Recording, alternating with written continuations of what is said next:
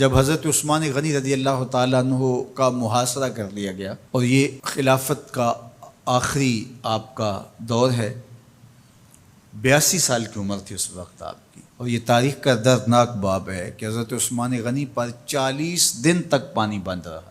وہ ایک منصوبہ تھا، 3 لوگ 3 مختلف شہروں سے چلے، مصر سے، کوفے سے اور بصرے سے، 1,000 آدمی لے کر کے، اور مدینہ المنورہ میں پہنچ کر کے حضرت علی المرتضیٰ سے ملے، ام المومنین سیدہ عائشہ سے ملے، کبار اصحاب سے ملے۔ تو جو انہوں نے کہا تو انہوں نے ان کو کہا کہ نہیں، ایسی کوئی بات نہیں، فہمائش کر کے واپس بھیج دیا۔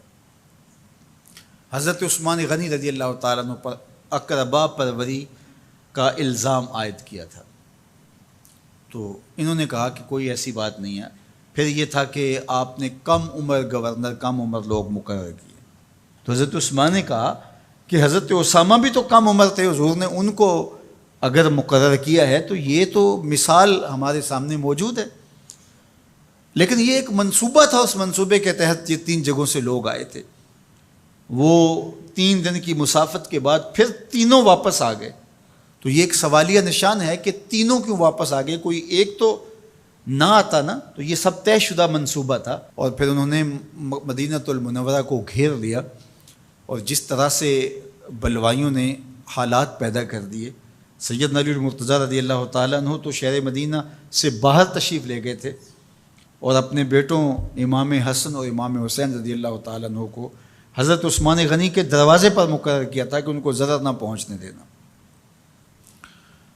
اب 700 صحابہ اجازت طلب کر رہے ہیں کہ آپ ان بلوائیوں سے نپٹنے کا میں جو ہے وہ اجازت نامہ مرحمت کریں، اور بہت سارے لوگ تو حج پہ جا چکے ہیں۔ 18 ذی الحج کا واقعہ ہے جب آپ کی شہادت ہوتی ہے، تو وہ حج پہ جا چکے ہیں، تو جو یہاں موجود ہیں وہ اجازت طلب کر رہے ہیں، لیکن حضرت عثمان غنی رضی اللہ تعالیٰ عنہ نے کہا کہ نہیں، میں ایسی اجازت نہیں دوں گا۔ رسول اللہ صلی اللہ علیہ وسلم کا حرم شہر مدینہ لوگوں کے خون سے لالازار ہو، یہ میں اس کو گوارا نہیں کرتا۔ افواج موجود ہیں، اور دنیا کی تاریخ میں آپ کو ایسا نہیں ملے گا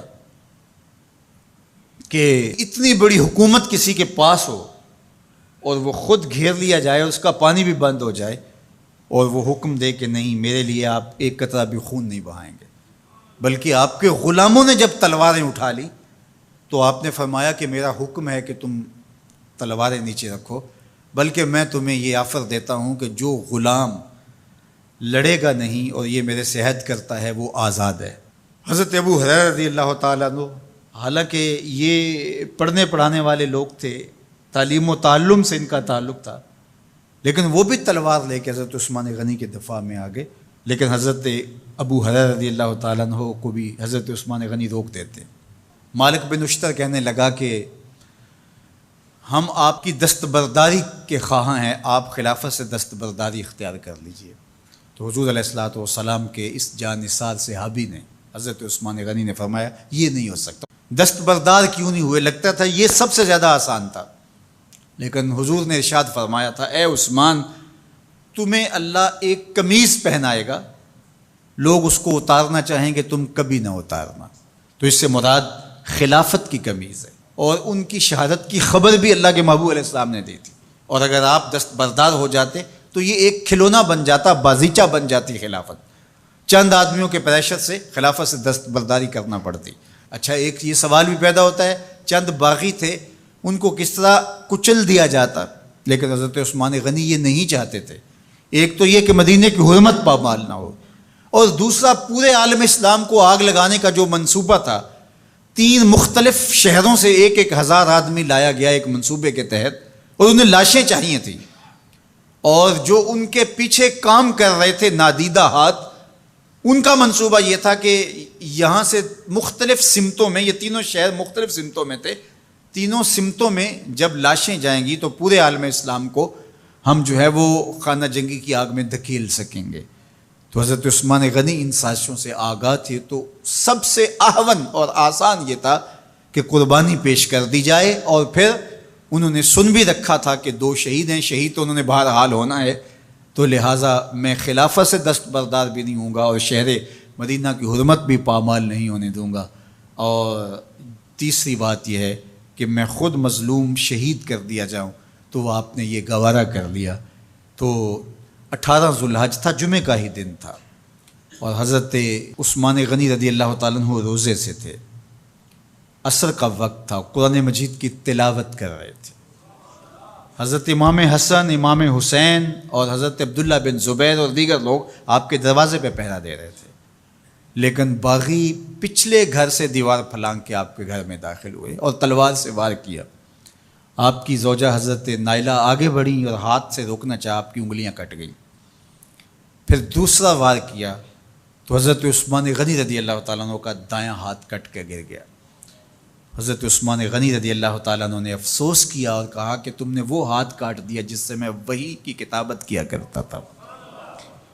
پھر اس کے بعد آپ پر 9 وار کیے گئے اور آپ کو شہید کر دیا گیا، اور آپ کا خون قرآن مجید پڑھتے ہوئے اس آیت پہ گرا، فَسَيَكْفِيكَهُمُ اللَّهُ وَهُوَ السَّمِيعُ الْعَلِيمُ۔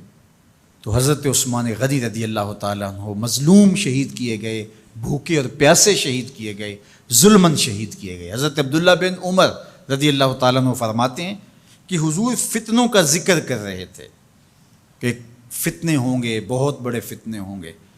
تو ایک شخص نے چادر اوڑھی ہوئی تھی اور وہ مجلس واعظ کے قریب سے گزرا جہاں حضور کچھ ارشاد فرما رہے تھے، تو آقا کریم نے اشارہ کر کے کہا اس دن یہ شخص حق پہ ہوگا۔ عبداللہ بن عمر کہتے ہیں کہ میں اٹھا اور جا کے دیکھا تو وہ حضرت عثمان تھے۔ تو میں نے حضرت عثمان کے چہرے کو پکڑ کے تھوڑا سا حضور کی جانب کیا اور میں نے کہا حاضہ حضور، یہ اللہ کے محبوب فرمایا ہاں یہی، جب فتنے ہوں گے تو فرمایا یہ حق پہ ہوگا۔ تو حضرت عثمان غنی رضی اللہ تعالیٰ عنہ حق کی راہوں کے مسافر، جنہیں حضور کی زبان سے شہید کہا گیا، اور شہید کسی کا انجام ہوتا ہے، تو حضور نے فرمایا یہ شہید ہوگا۔ شہید وہی ہوتا ہے جو بحالت ایمان اس دنیا سے راہ خدا میں اپنی جان قربان کرے۔ فرمایا فَإِنَّمَا عَلَيْكَ نَبِيٌّ وَصِدِّيقٌ وَشَهِيدَانِ، اے پہاڑ رک جا، تو جانتا نہیں تیرے اوپر اللہ کا ایک نبی ہے، ایک صدیق ہے اور 2 شہید ہیں۔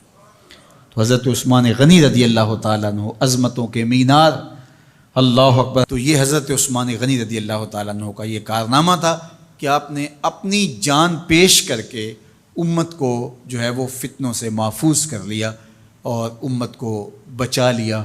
حضرت عثمان غنی رضی اللہ تعالیٰ عنہ پہ کروڑوں رحمتیں، کروڑوں سلام۔ ہم آپ کی عظمت کو سلام پیش کرتے ہیں، عقیدتوں کا خراج پیش کرتے ہیں۔ حضور کی خدمت میں ایک جنازہ لایا گیا اور حضور سے عرض کی گئی حضور اس شخص کا جنازہ پڑھا دیجئے، تو حضور نے انکار کر دیا، کہا میں جنازہ نہیں پڑھاؤں گا۔ تو صحابہ نے عرض کیا یا رسول اللہ، کبھی ماضی میں ایسا نہیں ہوا، جب بھی کوئی جنازہ لایا جاتا ہے تو آپ جنازہ پڑھا دیتے ہیں اور آپ نے آج انکار کر دیا ہے؟ تو فرمایا یہ شخص میرے عثمان سے بغض رکھتا تھا اور اس کو اللہ نے بھی اپنی رحمتوں سے محروم کر دیا ہے۔ حضور نے اس شخص کا جنازہ نہیں پڑھایا جو مبغض عثمان غنی رضی اللہ تعالی عنہ۔ تو اب آپ اندازہ کیجئے وہ کتنا بدبخت شخص ہے جو حضرت عثمان سے بغض اور دشمنی رکھتا ہے۔ حضرت عثمان غنی رضی اللہ تعالی عنہ سے اللہ کے محبوب علیہ السلام نے کتنی خوبصورت ارشاد فرمائی، میں اس سے حیا کیوں نہ کروں جس سے اللہ کے فرشتے بھی حیا کرتے ہیں۔